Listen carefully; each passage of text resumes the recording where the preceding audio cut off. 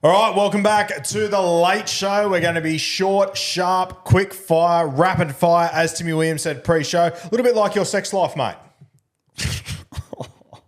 That was a What low an blow. intro. What?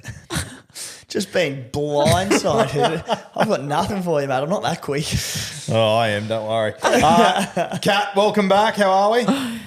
It was really good before that joke. Yeah, rattled everyone. that hit the spot. That was good gear. That's why it's the Late Show, isn't it? That is why it's the Late Show. Unreal. Now we've got rapid fire questions coming from Catmandu. Take us away. All right. Scissors, paper, rock. Scissors, paper, rock. Oh, Scissors, true. paper, rock. What was that? I fucking hate the way he does scissors, Jeez, paper, I rock. hope you got It's that on wild. camera. I did. There was some weird was action going on. disgusting. I don't from like you, the pace Guru. you go at it. The tempo throws me. Go, Kat. Let's do it. Roo, you start because I like seeing you shit the bed under pressure. We've set a very interesting tone today.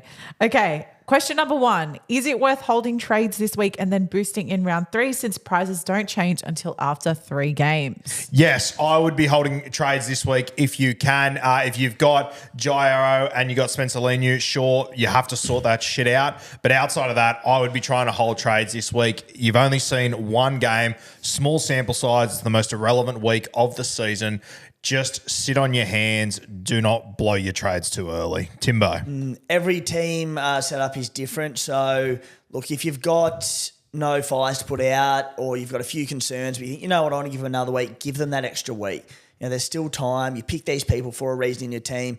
Front row's the big one. Not many people got that right. Terrell May's about the only good one there who delivered, unless you paid up for someone like one of the big dogs. So that's the other consideration. Well done, boys. That was fantastic. Thank you. Okay, speaking of front row forwards, second question is, who's the best second front row forward mid-ranger if you're starting with Terrell May? Great question, because there's not a lot of standouts. Despite being a tough position, I still don't want to pay up top dollar for someone. Tom Flegler scored a try with a line break on the weekend, but the Dolphins have the bye in round 3. People looking at him, people looking at Josh Kerr, so I think they're traps this round, maybe in round 4. There was also an injury that game that inflated everyone's minutes. It's a tough position to be in. Guru, I'm going to throw it to you, mate. And mate, you know what? I'm going to be completely honest with you. I don't know. And I don't think any of us know. And I think if you're someone on social media that's telling people who the next one is, you're talking out of your ass. We don't know yet. There isn't a great option. Honestly, I think the best hope is Josh Curran getting dual position in a couple of weeks. Josh Curran, one that he didn't actually get the big minutes on the weekend, but I still think Ruben Cotter's one of the safer ones at 540 odd K. I don't love him at the price, but I think he's safe if nothing else. Yeah, Are you guys sharing the time on this one? Yeah, or? well, I thought of Cotter late. Yeah. So No, fair. Okay, as long as you agree. Yeah. All right, there's a couple of questions about Lomax, and I know, Guru, you're a bit of a fan. So someone said, it's a statement, I want your response. Lomax 2024 Isako. Yeah, I don't mind that. I'm not convinced the Dragons are going to go as well as what the Dolphins did. The Dolphins finished 13th, to be fair. I think he's got serious potential to be that guy. I still think there's every chance he ends up at fullback throughout the season. If he does, then yes, I think he could be the Isako. He could outdo what Isako did last year. he could outdo what Asako did. We had a great chat on Beers and Breakevens about one game sample sizes, not just from Lomax, but the Dragons. Everyone tipped them basically for the wooden spoon this season. They were great in round 1. They were great in the second game of the preseason challenge.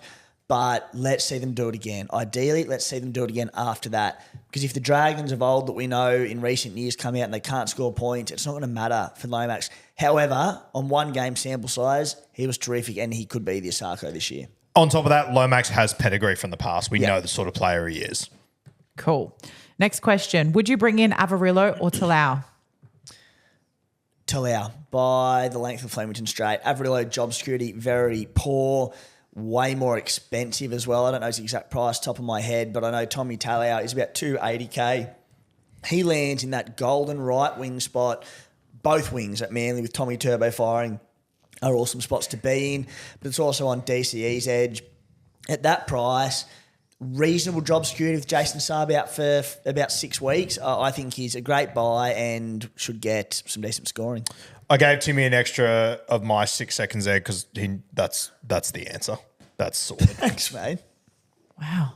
You guys are so nice to each other. We today. are. It's About it. You weird. feeling right, mate? I went at you pretty early about your sex life. So There's a lot to climb back from with that one. Okay, guys, bit of a change of pace. Big plans for the Redcliffe trip apart from the footy and live show. I'll tell you what. Can I jump in here very quickly? So the plan was for us to go Saturday, Sunday. Timmy and Maddie, you guys are going Saturday, Sunday. And when we booked this 3 weeks ago, I was like, oh, you know what? That's going to be week 2 of Jersey Flag. I want to watch my brother Josh play. I'm just going to go up on Sunday so I can watch him Saturday. Shout out to Josh, even though he wasn't picked this week. And I looked at the draw last week. They're the only fucking game on Sunday. So I couldn't have watched it regardless, even if I wanted to. My plans are going to be very low key. I'll be flying up Sunday, fly in, fly out stuff. What are you two doing? Mate, so I'm not a coward and use my brother as an excuse to go and have a beer with the boys. I don't try and weasel out of it like I can. Me and Maddie said, you know what? Let's get the boys together. What a great chance to go to sunny, beautiful Redcliffe. You know, I've always been a big believer in the Dolphins, so I'll go and have a beer with the locals there and just enjoy it. So we're going up Saturday. We'll be watching the races, watching the footy. See you Sunday. Imagine calling me a coward for not going to Redcliffe when you didn't come to fucking Las Vegas. Oh, mate, I'm a professional. Unbelievable. Take us away, Kat. Oh, this is so funny. All right. Who was the priority trade? Smithies or Duncan or Kai Pearce-Paul?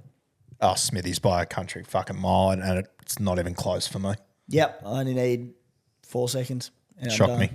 I think KPP and Tallis are big watchers, but I'm far from convinced. I actually prefer KPP over Tallis Duncan at the moment. Yeah, I'm just going to stick to the question because Smithies was such an easy answer. Yeah. All right. Unreal. Good stuff, guys. Now, this is a good one because you're both experts. I want you to summarize this as quickly as you can. How does a trade work?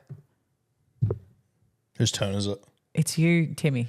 Good. How does a trade work? Talk us through what a trade is, how it works, how you approach it. You I have had a 30 question seconds. similar on the Playbook podcast, so I'm going to make it easier for myself. What is the difference between a trade and a trade boost? People don't know what a trade boost is. A trade boost, 5 times in the season of your own choice, you can activate a trade boost where you get an additional trade each for that round. So you get a third trade. As for what is a trade, you trade a player out of your team and a new one in. Guru? Great question from the Supercoach Spy. Yes, you trade one player out, you trade another in. You only get 46 of them. 46 of them? Yeah, use them wisely. You want to have a heap once you're at the back end of the season. Yeah. Great question, Spy. Very good. Yeah. Okay. Can you do a quick, speaking of explanations, can you now do a quick explanation on how to loop? Roo. Okay, looping, you have a VC in your team if he does well, which is 110, 120 plus. Honestly, at this time of the year, it might be 100 plus realistically. You then take a non-playing player that is on your reserves. You put him in their starting team.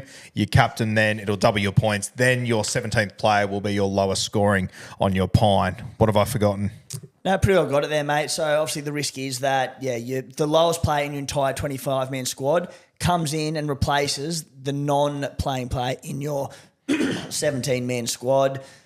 Generally, during the year, you want sort of a score of 140, 150 plus to activate the loophole, as you sort of alluded to briefly, Guru.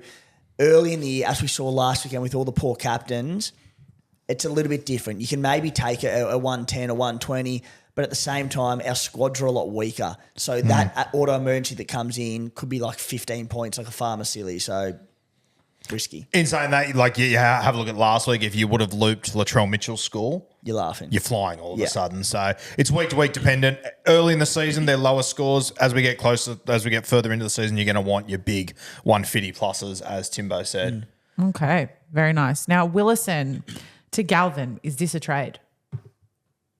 What's an interesting one? No, not yet.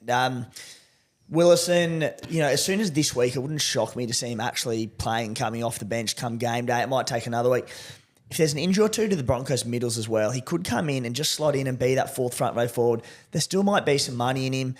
If you can make that trade in 2 weeks, once we've seen Lockie Galvin, if he looks good, scores okay, more importantly, if he holds that spot, make the trade. Don't need to do it this week. Sit on your hands with Galvin, just watch, take it in. He's got Caesar sitting on the bench. There's just no. I reckon Galvin could be interesting. They got Appy at 9. They got Caesar on the bench. I wouldn't be surprised if Galvin actually spends some time at 9 throughout this game, in which case he might boost his little base stats up, which I like. As soon as I saw Galvin named, I'm like, can he goal kick? Please take over from Appy. I don't think he does. No, I don't think so. But yeah, just to watch over the next few weeks. And Xavier Willison, honestly, if you're trading him, explain to me where you're going to spend that 265K better right now. Everyone sucks. It is what it is. He might not suck. Based on the trials, I think he's going to be pretty damn handy when he gets in. Willison to Henry next week might be an option. Potentially. I'll be trading for feeder before I trade him. That's really fucked me. Kat, are we done and dusted? We're done. I want you to close out the episode with your favorite combo on a burger, and then we're calling it quits. My favorite combo on a burger. What ingredients do you need to see on a burger?